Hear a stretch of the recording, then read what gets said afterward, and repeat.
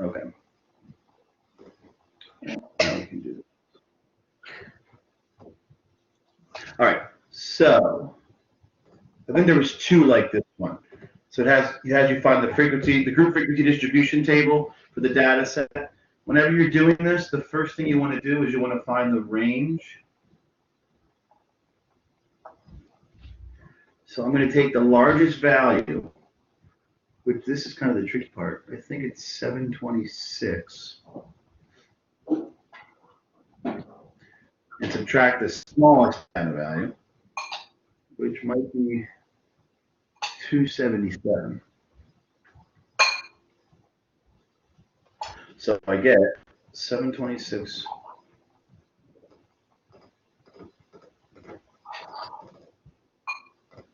449. So my range is 449. So I have to cover a range of that much. So the next thing I want to do is I'm going to take my range, and since I want 10 classes or 10 classes, I'm going to divide that number by 10, and I'll get 44.9. Okay, so that's not a very nice number. So when they say they want a nice class width, they want multiples of like 25 or 50 or 100. I'm trying to think of the ones I've seen. I think those are basically maybe in some cases 10. So I'm going to round this number up to the next quote unquote nice number. So this 44.9 is going to round up to 50. So my class size is going to be 50. Not 45?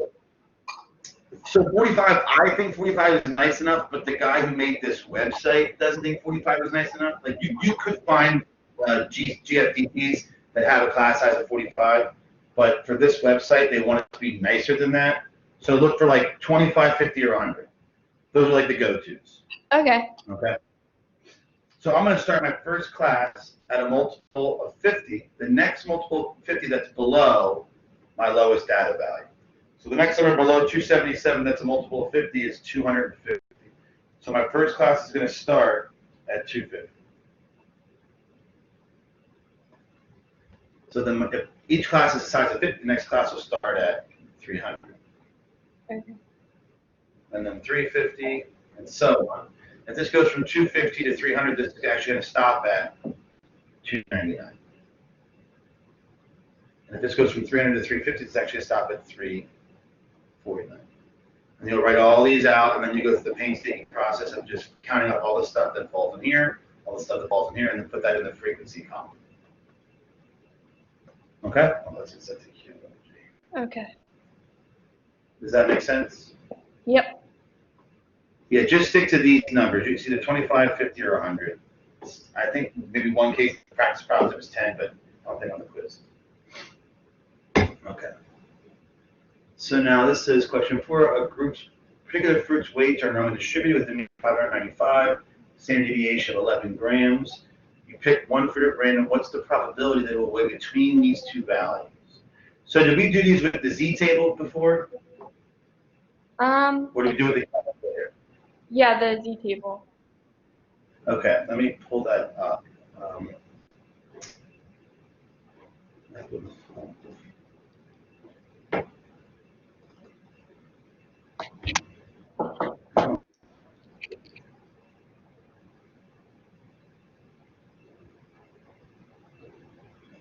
That loads.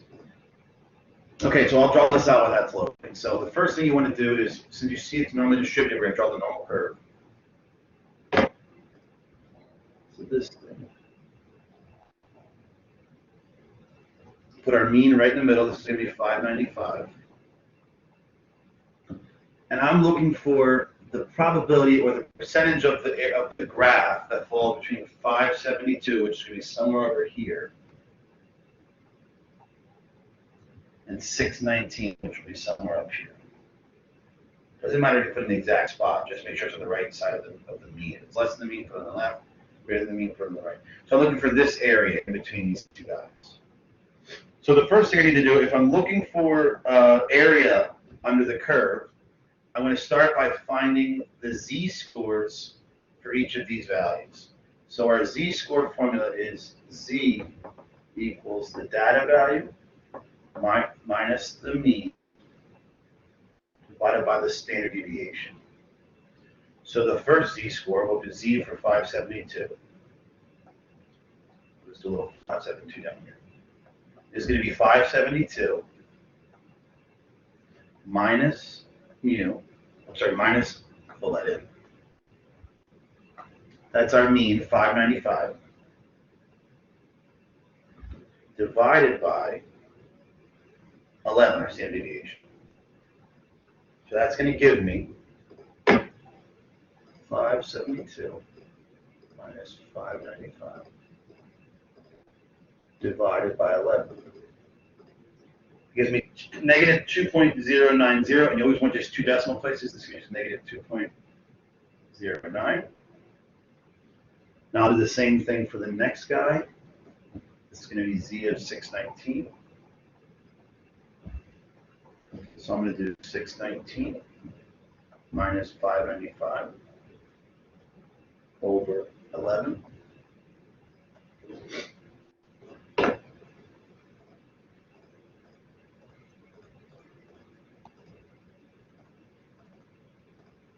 And I get 2.181 or just 2.18. Okay, so now that I have these z-scores, I'm going to look up their values on the z-table. So I'm going to start looking up negative 2.09. So it's a negative, so I'm going to use the negative side, and this is a negative and a positive side. So I'm going to go to negative 2.0, which is right here. And then I'm going over to the hundredths place. So this would be the value of negative 2.00. This is negative 2.01, negative 2.02, and so on. So this is the value you want, where this row and this column intersect. So that value is going to be 0.0222. So this gives me a value of 0.0222, which means if you look back at the z-table, that's the area to the left of the value I'm talking about. So that means that this area to the left of 572 is 0.0222. Okay? Now I'll do the same thing with this z value. I will look up 2.18. That's on the positive side. So I'll go to 2.1 and go over to the 8 column, follow that down. They intersect right here, 0.9854. So this is going to give me a value of 0.9854. So. Wait, how did you find that one again? So I'm going to look up 2.1, the ones place and the tenths place along the left-hand column. 2.1 is right here. But I want 2.18. So the hundredths place you're going to find along the top. It's kind of weird. So like, let's say I was looking up, I wish I could write on this, but let me actually see for 1 second.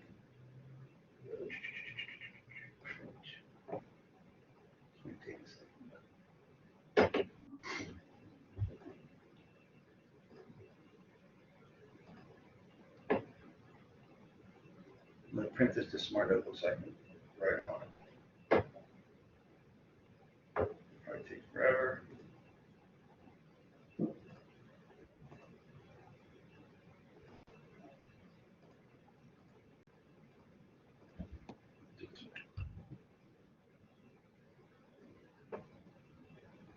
Okay, this will work. So it's not the best quality, but can you still see it? Can you still see it on the screen? It's a little blurry, but I don't know if I lost you. Can you hear me? You can hear me? Yeah, I can. Okay. So just say I'm looking up the value of 2.53.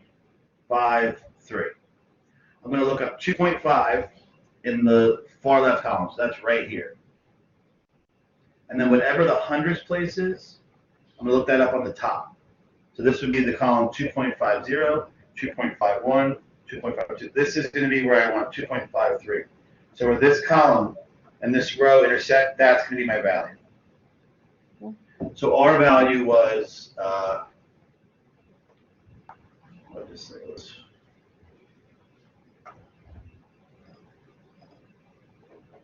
was 2.18. So 2.18, I'm going to look up 2.1, and then I'm going to look up 8 along the top, and just follow them down, and that's where I get this.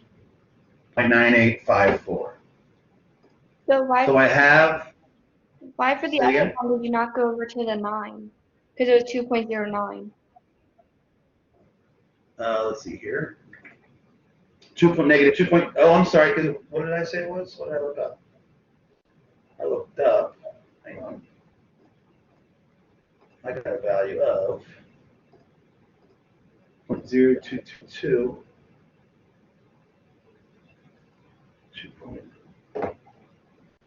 Oh, my fault. I looked up 0. Thank you for that. Okay, I looked up the wrong number. I looked up negative 2.01, but it was negative 2.09. Very good call. Okay, so Okay. that one is going to actually be here. Negative 2.0, and then we're over 9. So that would be this guy. You're absolutely right. That's 0.0183. Okay. Thank you for catching that. So that's 0.0183.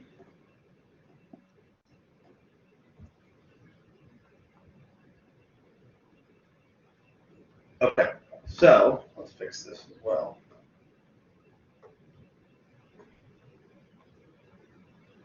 Okay, and then the area to the left of this guy, I'm just going to put like a line here. The area to the left of that guy is 0.9854. But I want the area kind of between them. I want this guy, this part here. So what I'm basically going to do is I'm going to take the area to the left of 619. I'm going to try and draw this out, which will be this like hump here. That guy, and I'm going to minus this guy, which is just this part. Okay, if I do that, it's kind of a weird drawing. I'm going to get the stuff in the middle. Does that make sense? I'm basically taking this and cutting that tail off. So the area to the left of 619 was the 0.9854. The area to the left of 572 was 0.0183. So when I subtract, I'll get the area between the two values.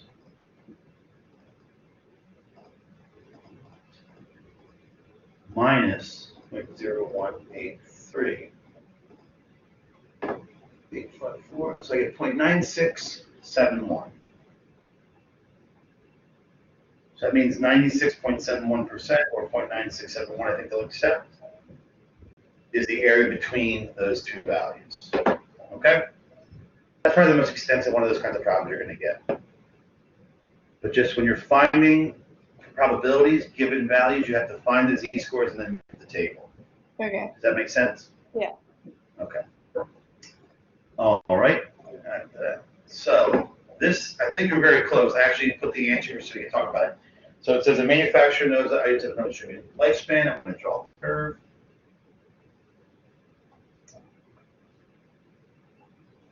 That. And this is going to be 10.7. And sigma is going to be 3. You ran and purchased one item. What's the probability it will last longer than 6 years? So we want to find the area to the right of 6. So I see what you did here. What you actually did was you looked up the z-score. I don't know if you still have your work or not, but you probably did z equals 6 minus 10.7 divided by 3. Let's figure out what that is.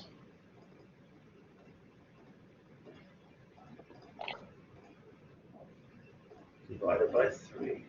You got negative 1.57. Whoops. Negative 1.57. You look that up on the z-table. Negative 1.57 here. Negative 1.57. You got this. 0.0582. That's your answer. This gives you a percentage of 0.0582. The only thing you have to remember is that the z-table always gives you values to the left. Okay? So what you actually found was this area. You found the probability of it being lasting less than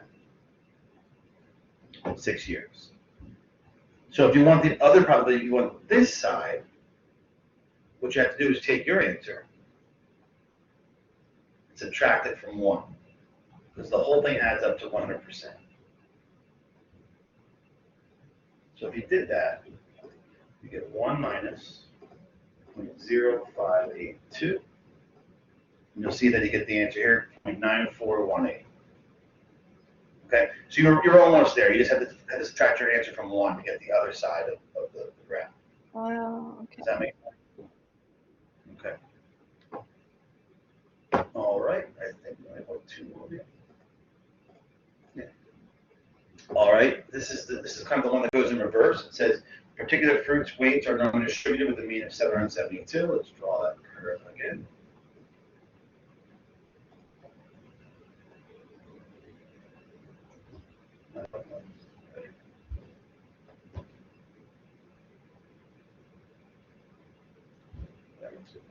$772. Sigma is 30. So then it wants us to find the heaviest 14% of fruits weigh more than how many grams? The heaviest 14%. So this is going to be 14% or 0.14. I'm looking for the value of x that cuts off the top 14%. So we're going to just take what we did here, this entire process, and go 100% completely backwards. So the last thing we did was looked up the percentage. I'm sorry, we subtracted our percentage from 1. So now we're going to do that right here. So we can't look up 14 on the z table, because the z table only uses values less than something. So I need this percentage to the left. So saying the heaviest 14% weigh more than how many grams would be the 86% weigh less than how many grams. So this is going to be 0.86. Does that make sense? Mm-hmm. Okay, so if you're like in the top 10% of your class, that means you are from 90 to 100%. That means you're above the bottom 90% of the class. And that's the number we want, 0.86. So really we don't need this anymore. It's 14. So what we're going to do is we're going to look up 0.86 on our z table. But we're going to look it up in the center. We're going to find what z value gives us 86%. It's kind of annoying. We have to find 86% in this array of numbers. Now it does go in order, like a book. It goes down the lines. So you'll see right about here, we have 0.8599. That's close enough. That's 0.00010. So we'll just use this. So that z-score is going to be 1.08. So we have a z-score of 1.08. So now all I'm going to do is take my z-score formula and use it to solve for x. So I have 1.08, or is that even 1.08, equals x minus 772 divided by 30. First thing I do is multiply both sides by 30, so I have 1.08 times 30. So I get 32.4 equals x minus 772. And then just add 772 to both sides, plus 772. I get 804.4. Rounded to the nearest gram is just going to be 804. Okay? Does that make sense? Yeah, I'm just wondering how I got 740. It might have been if we just looked at the wrong number on the table. I mean, you weren't incredibly off. Maybe, I think I know what you did actually. I know exactly what you did. You didn't subtract 14% from 100. So you found the same number on the other side. So you found the number that cuts off the bottom 14%. That would be 740. Oh, okay. Okay? But you found a symmetrical thing on the other side. Yeah. So you just forgot this first. That's all you did wrong. Okay. Okay? That's the problem with the online courses and the way we do it is because if you were taking it in class, I would have saw that and like, oh, -1. But here I'm like, I have to go through and just see what everyone did wrong. So I just give you full or no credit, which is a pain in the butt. Yeah. But you weren't incredibly far off, so don't beat yourself up. Okay. Now the last one says calculate the sample standard deviation of the data shown. I think I told you to use a website because I didn't want to do it by hand. So the website you want to use is just going to be, I just Google standard deviation calculator. It's the first one. I think it's just called calculator.net. Okay. I'm just going to put all the data into this. Mm. Between 21, 19, 15. 21, 19, 24, 17, 13.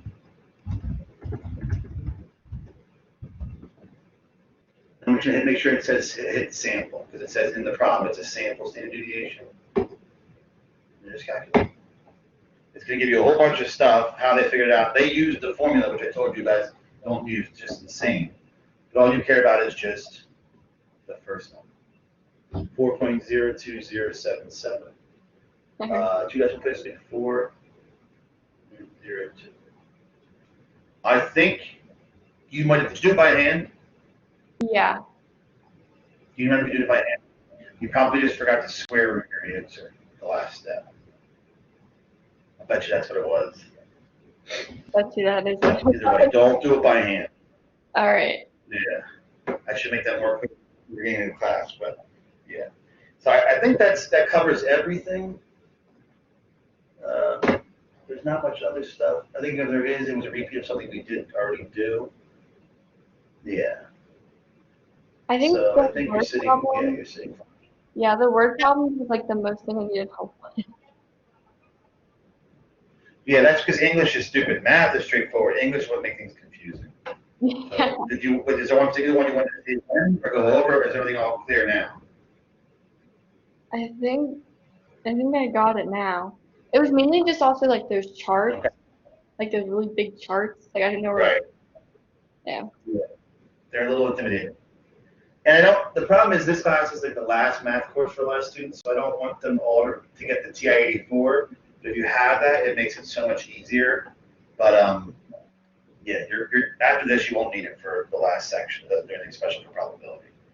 But okay, so I will reset the quiz now. I'm gonna save this video. It takes a little while for me to be able to save it, like 10 minutes. So like in the next 10, 15 minutes, I'll send you the video recording of our meeting, and then you can take the quiz whenever you want. Just email me when it's done. All right. Thank you. Okay. No problem. All right. Email me if you have any other questions. Okay. All right. Thank you. All right. Have a nice day. You too.